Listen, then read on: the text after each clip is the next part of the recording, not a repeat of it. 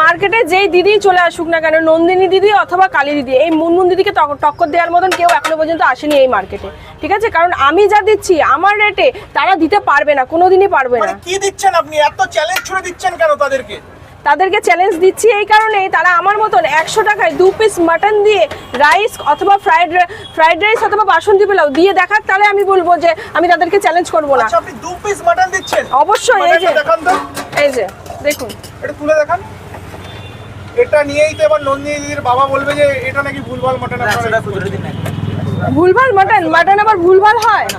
Mutton আবার ভুলভাল হয়? তাহলে আমার কাস্টমার যারা খাচ্ছেন এখানে বসে তাদের কাছ থেকে আপনারা রিভিউটা নিয়ে নিন, মাটন যদি ভুল থেকে থাকে।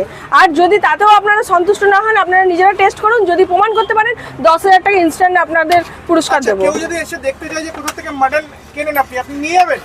অবশ্যই নিয়ে যাবো, কেন নিয়ে যাবো না? চ্যালেঞ্জ করছি একদম। আচ্ছা, আর তারপর